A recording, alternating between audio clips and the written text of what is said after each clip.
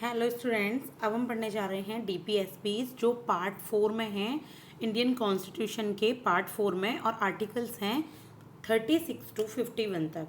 तो 36 टू 51 तक आर्टिकल्स हैं डीपीएसपीज में। और डीपीएसपीज क्या होते हैं? Directive principles of state policy. देखिए, इससे पहले मैंने आपको पार्ट 3 तक पढ़ा दिया है, फंडामेंटल राइट्स तक पिछले वीडियो में। आप वो ज़रूर देखिएगा। तो चलिए स्टार्ट करते हैं। तो देखिए, जो डीपीएसपी हैं, सबसे पहले मैं आपको नॉर्मली बताती हूँ कि ये क्या होते हैं।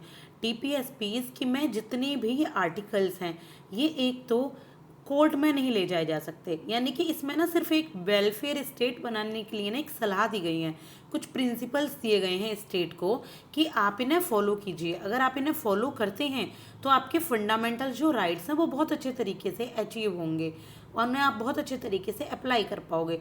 तो रिलेटेड ये फंडामेंटल राइट्स से ही हैं कहीं ना कहीं।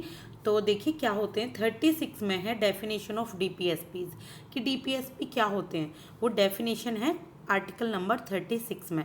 आर्टिकल नंबर 37 में क्या है? Application of the principles contained in this part, कि जो भी प्रिंसिपल्स हैं जो इस पार्ट में कंटेन्ड है। कौन से पार्ट में? पार्ट 4 में। तो उनका एप्लीकेशन किस तरीके से किया जाएगा, किस तरीके से एप्लीकेशन होगा, तो ये दिए गए हैं आर्टिकल 37 में। और एक बात आप याद रखिएगा कि मोस्टली ना एग्जाम्स में यही पूछे जाते हैं कि ये कौन सा इसमें प्रिंसिपल्स डीपीएसपी का नहीं है, कौन सा आर्टिकल इसमें डीपीएसपी का ना हो के फंडामेंटल राइट्स का है। तो इसी तरीके से घुमा फिरा के यहाँ आपसे ये पूछे जाएंगे, कुछ फंडामेंटल ड्यूटी दे दी जाएंगी और कुछ डायरेक्टिव प्रिंसिपल्स दे दिए जाएंगे और कुछ फंडामेंटल राइट्स कि बताइए इसमें डीपीएसपी कौन कौन से हैं। इसके बाद हम देखेंगे आर्टिकल नंबर 38 क्या कहता है। ये कहता है state to secure a social order for promotion of welfare of people, कि जो भी अगर आप लोगों के वेलफेयर के लिए जो भी काम करेंगे तो आप एक सोशल ऑर्डर सिक्योर करके रखेंगे। एक सोशल ऑर्डर होगा और लोगों के वेलफेयर को प्रमोट करने के लिए काम करेंगे, यानी कि जो भी काम किए जाएंगे वो लोगों के वेलफेयर को देखते हुए किए जाएंगे। इसके बाद आर्टिकल नंबर 39 है certain principles of policies to be followed by states, कि जो पॉलिसीज़ बनाई गई हैं उनके जो प्रिंसिपल्स हैं वो स्टेट को फॉलो करने हैं, वो स्टेट को फॉलो करने चाहिए। इसके बाद 39A इसमें है equal justice and free legal aid, कि यहाँ पर इक्वल जस्टिस मिलेगा और फ्री लीगल एड सबके पास होनी चाहिए, सबको इक्वल जस्टिस मिलना चाहिए। देखिए, यहाँ आपने एक बात नोटिस की, सब में चाहिए वर्ड आ रहा है। तो डीपीएसपीज हमें बताते हैं हमें क्या करना चाहिए, एक तरीके से प्रिंसिपल्स। और फंडामेंटल राइट्स हमें क्या बताते हैं कि ये करना है, ये नहीं करना है और ये करना है, प्रोटेक्शन देनी है, प्रोविजन करना है। तो वो बताते हैं फंडामेंटल राइट्स, एक तरीके से ऑर्डर और एक तरीके से ये बताते हैं सलाह। तो इसके बाद है number 40 organisation of village panchayat. ये बहुत इंपॉर्टेंट है और ये काफ़ी बार पूछा भी जाता है कि कौन सा आर्टिकल है कि जो ब्लेज पंचायत के ऑर्गेनाइजेशन की बात करता है, तो वो है आर्टिकल नंबर 40। इसके बाद है आर्टिकल नंबर 41 जो बात करता है right to work, education, public assistance, कि सबको काम करने का अधिकार है, एजुकेशन लेने का अधिकार है और पब्लिक सहायता यानी कि गवर्नमेंट ऑफिशियल से या कोई भी पब्लिक असिस्टेंस लेने का अधिकार है। इसके बाद आर्टिकल नंबर 42 बताता है हमें provision for just and human condition of work and maternity relief, कि जहाँ पर भी ह्यूमन लोग वर्क कर रहे हैं उनके लिए सही एनवायरनमेंट होना चाहिए, एक अच्छा वर्क प्लेस होना चाहिए, अच्छी ह्यूमन कंडीशन वहाँ पे होनी चाहिए। हाँ जी, ये ह्यूमन की स्पेलिंग यही है HUMANE, यानी कि जो ह्यूमैनिटी की भलाई के लिए जो भी कंडीशंस होती हैं, और मैटरनिटी रिलीफ भी देना चाहिए जो भी वर्किंग लेडी हैं। इसके बाद आर्टिकल नंबर 43A क्या बताता है? आर्टिकल नंबर 43A बताता है participation of workers in management of industries, कि जो इंडस्ट्रीज़ का मैनेजमेंट होता है, मैनेजमेंट के जो फैसले होते हैं उसमें वर्कर्स का भी पार्टिसिपेशन हो, वर्कर्स भी अपनी सलाह दें। ऐसा नहीं है कि वर्कर्स अगर वर्क कर रहे हैं तो आप उन्हें मैनेजमेंट का हिस्सा ही नहीं मानेंगे, सिर्फ वर्कर्स के तौर पर लेंगे, ऐसा नहीं होना चाहिए।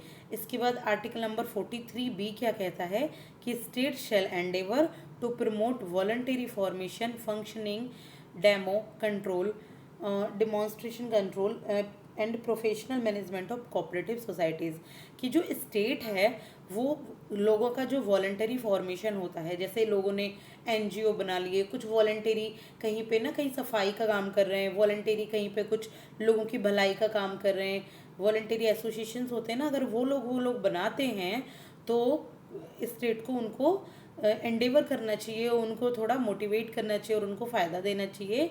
और कोऑपरेटिव सोसाइटी का एक प्रोफेशनल मैनेजमेंट होना चाहिए, जो कोऑपरेटिव सोसाइटीज़ लोग मिलकर बनाते हैं अपनी स्वेच्छा से।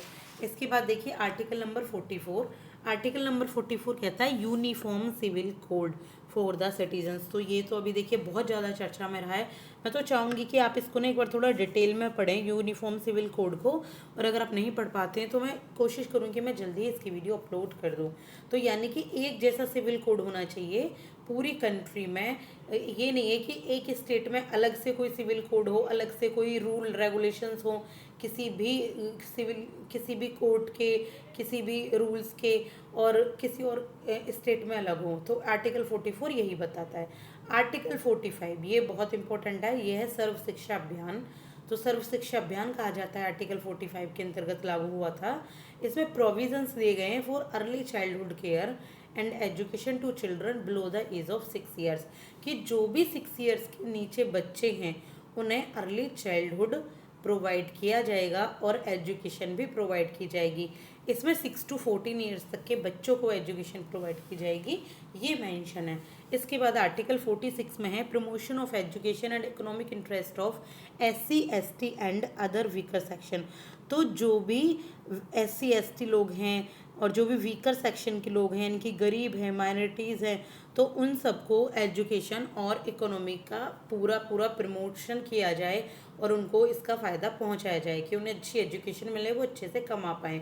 इसके बाद आर्टिकल नंबर 47 है duty of state to raise level of nutrition and standard of living and to improve public health, कि स्टेट को पब्लिक हेल्थ का काम करने के लिए, अच्छी उनके स्टैंडर्ड ऑफ लिविंग के लिए न्यूट्रिशन लेवल बढ़ाना चाहिए, अच्छे से मिलेट्स प्रोवाइड कराएं, कहीं पे कोई मिलावट ना हो।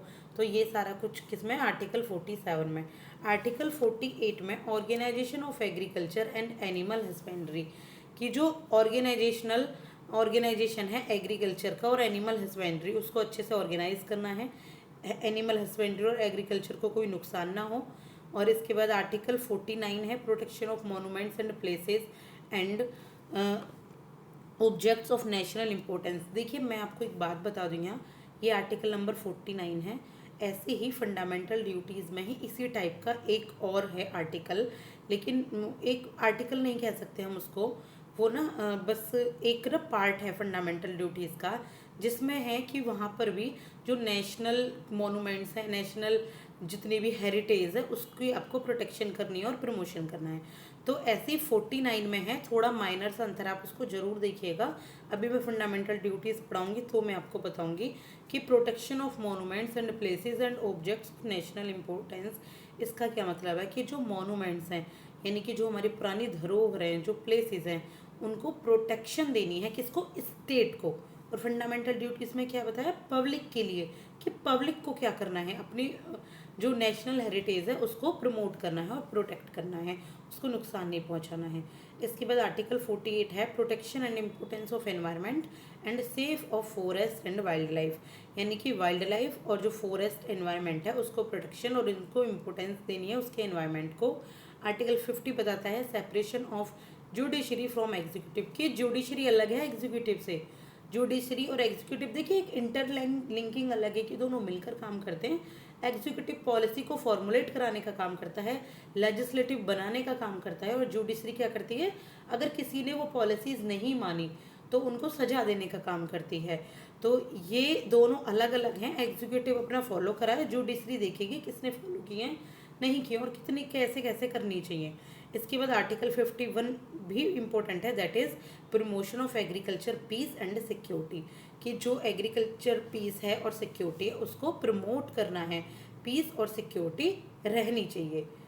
तो ये हैं आपके DPSPs। अगर इसमें कहीं पे कुछ चीज़ चेंज होनी हो, करनी हो, तो आप प्लीज़ एक बार मेंशन कर लीजिएगा, थोड़ा समझ के देख के। बाकी आपको अच्छे से क्लियर होगी। आप एक बार देखें, 2 बार देखें वीडियो, आपको सारी चीज़ क्लियर हो जाएंगी। Thank you. Like and subscribe for more video. Thank you.